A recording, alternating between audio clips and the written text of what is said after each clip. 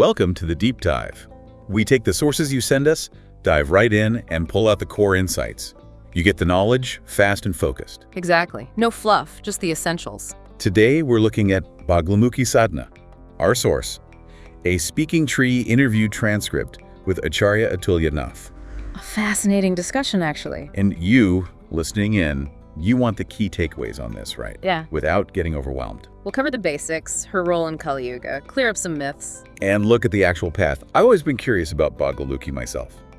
So let's start right there. Fundamentally, who is she? Okay, well, the first thing, and this is important, is that Baglamukhi Devi isn't really a separate goddess in the way you might think. Oh, so not a standalone figure. No, she's actually considered another form of Tripura Sundari, one of the Mahavidyas, the great wisdom goddesses. Tripura Sundari, okay. And her origin story is quite something. She emerged when an untimely cosmic dissolution, a pralaya, was threatening everything. An untimely one. So creation wasn't supposed to end then? Exactly. And it was Narayan's, Vishnu's intense spiritual practice, his penance, that manifested her to stop it. Wow, so she literally saved creation. In that instance, yes.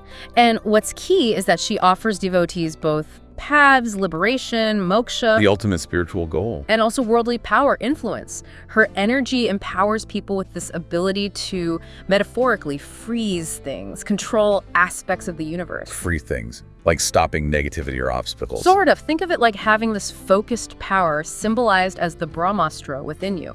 Not a literal weapon, but an intense spiritual force directed by her. A Brahmastra within. That's a powerful concept. How does that play out? Is there a story that illustrates this? Yes, there's the story of the demon Kantalo. He was born from Kamdev's ashes, interestingly enough. Okay. And his big ambition, to defeat Shiva. Time itself, he figured if he could stop time, he'd beat Shiva. Ambitious. Very. So when he attacked, Baglamukhi stepped in. She subdued the 5 elements, earth, water, fire, air, ether, which were like his weapons. The fundamental building blocks. Right. Personified by Brahma, Vishnu, Mahesh, Kamdev, Indra, she basically took control of the very forces he was using, halting his attack and that pralaya. So she's this ultimate force for stability then. That really changes the picture. It does. She's far from a minor deity. Now that brings us to something the transcript tackles head on. Yeah. The common misconception, the myth, really. Ah, yes. The idea that her sadhana is all about dark magic, Kali CD, harming people. Right, like the whole cutting lemons ritual you sometimes hear about. Look, that's a major misunderstanding. The source is clear. Baglamukhi is a goddess of justice. She doesn't want negativity in her domain. So where does that idea come from? It seems the danger arises when people try the practice without proper guidance, without a real guru, without following the tradition. Ah, so it backfires. Exactly. The harm is usually to the practitioner themselves, not inflicted outwards as they might intend. It's like, mishandling powerful energy. Like trying to wire a house without being an electrician. You're the one likely to get shocked. Precisely. Which leads directly to the next crucial point. The absolute importance of proper practice and lineage. The transcript really stresses this, doesn't it? The need for a guru. It does. The scriptures, the shastras, they insist on it. You need a qualified teacher for genuine knowledge, especially for something this potent. And there's a specific tradition mentioned? Yes. For Baglamukhi Upasaks, the practitioners, the path is typically Kaulacharya.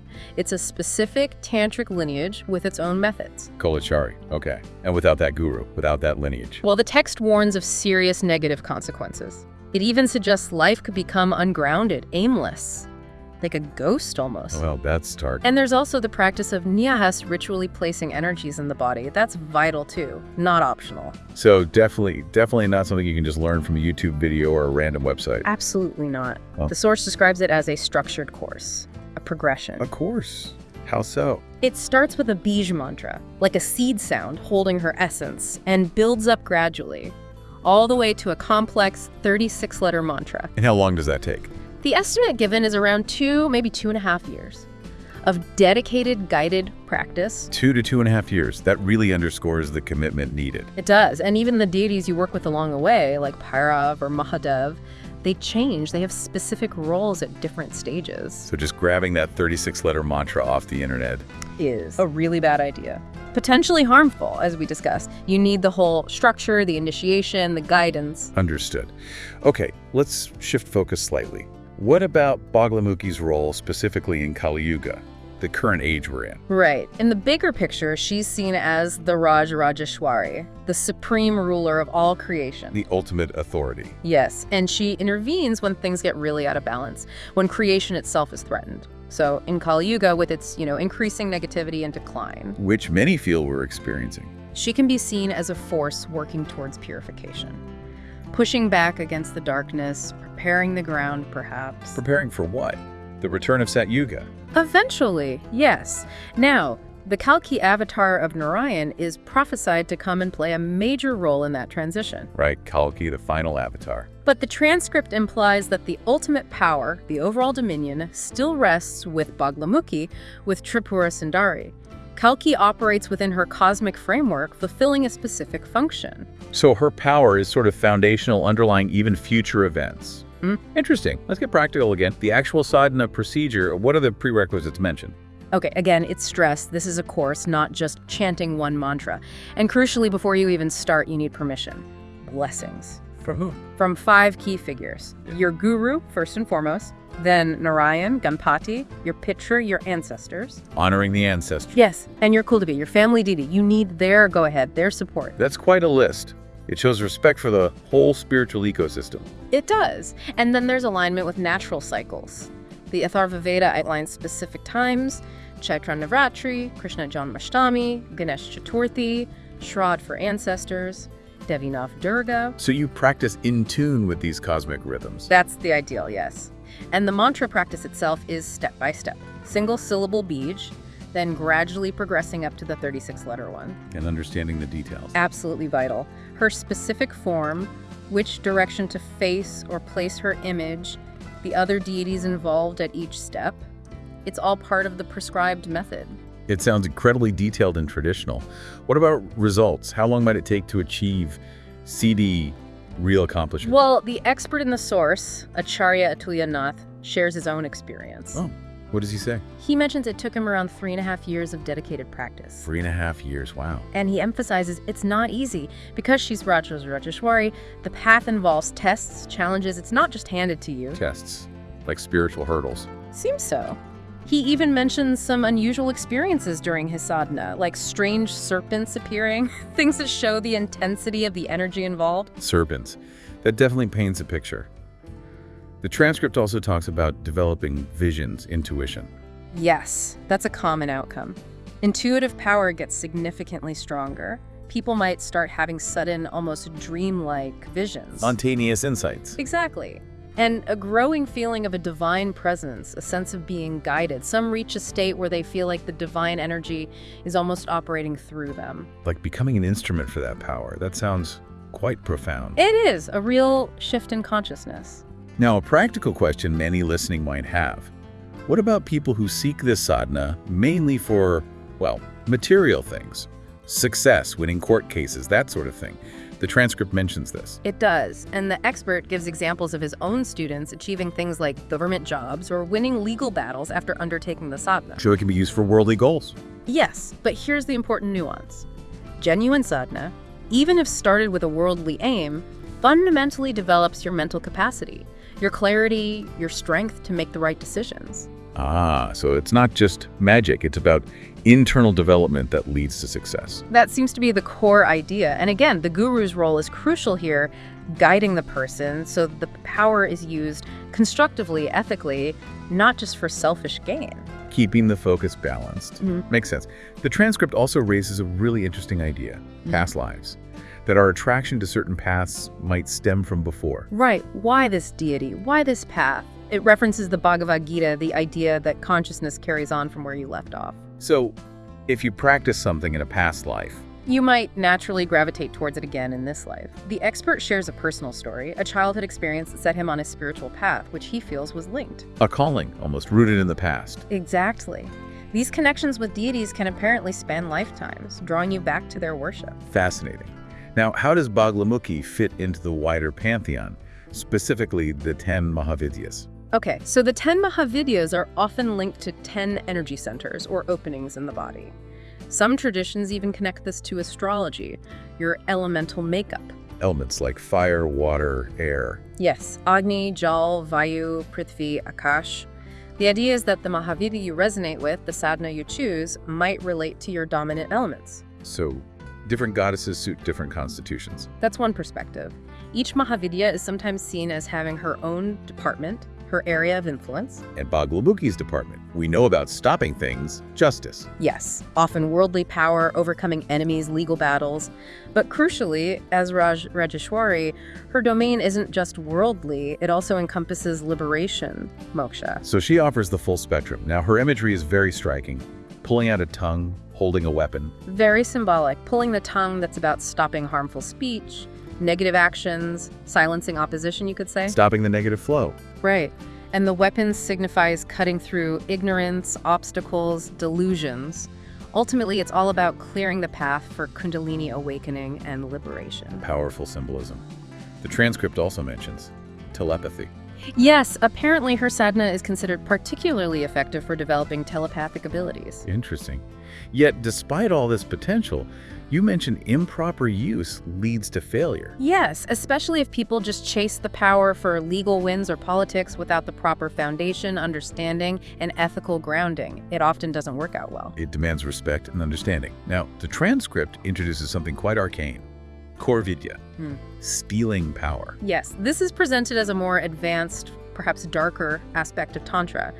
The source warns that certain tantrics who master this chor vidya, this stealing technique, They can actually take someone else's spiritual power. energetically, yes. They can apparently siphon off the merits, the siddhis of even accomplished practitioners. That sounds intense, like energetic warfare. It's presented that way.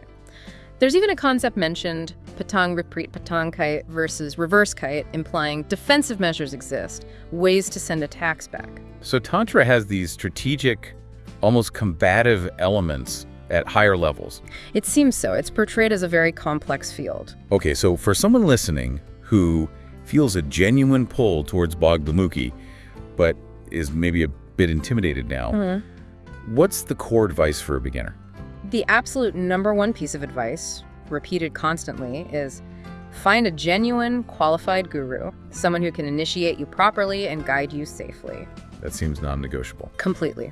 The transcript also touches on potentially controversial terms like Kaulacharya or Vamachara, the left-hand path. Right, things like Yoni Puja get mentioned. Yes, the worship of female energy. But the text offers a counterpoint, challenging simplistic views. It mentions figures like the young Kartikeya or the sage Narada and known celibates also practice Baglamukhi sadhana. So it's not necessarily what some might assume. It suggests the practices are more nuanced than often portrayed. The main point remains. This is a deep study.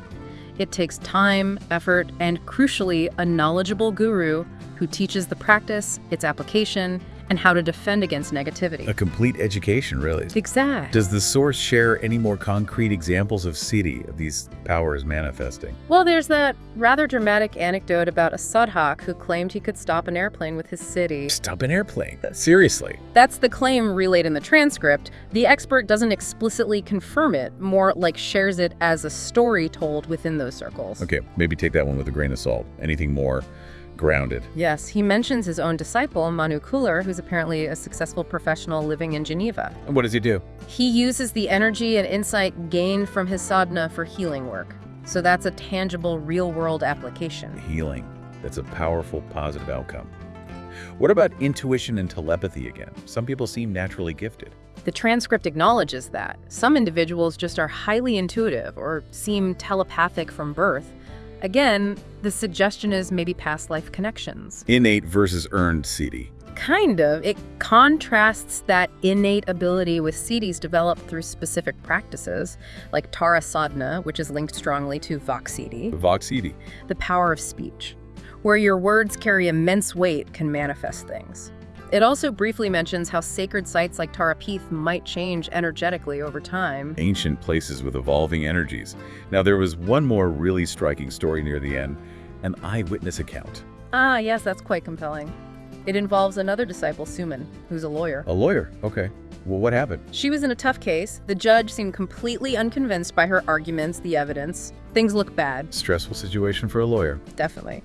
And then, according to her account, this woman suddenly appeared dressed all in yellow Baglamukhi's color. Appeared in the courtroom. It's not entirely clear if it was physical or a vision, but Suman perceived this presence.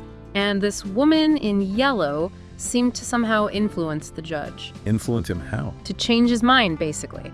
The judge ended up ruling in Suman's favor, unexpectedly. She attributes it directly to Baglamukhi's intervention. Wow.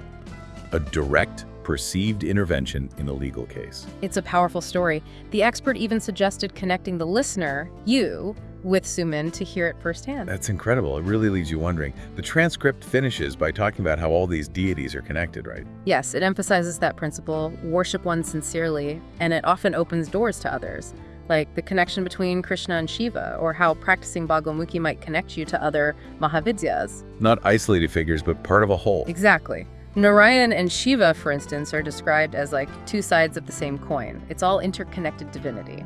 Well, this has been incredibly insightful. A real deep dive that's gone way beyond the surface level, I think. We've definitely cleared up some myths about Baglamukhi sadhana. Absolutely. Focusing on the source material like this really brings out the nuances, the depth of the tradition. It certainly has. And for you, listening to this exploration, perhaps the final thought to leave you with is this. Reflect on the sheer power of intention, the undeniable need for genuine guidance when seeking any kind of deep knowledge or power. And maybe consider the possibility of unseen forces, these deeper dimensions of reality, influencing our world in ways we don't always perceive. Definitely food for thought. Yeah. It prompts you to really think about reality, spirituality, and where they might intersect in your own life.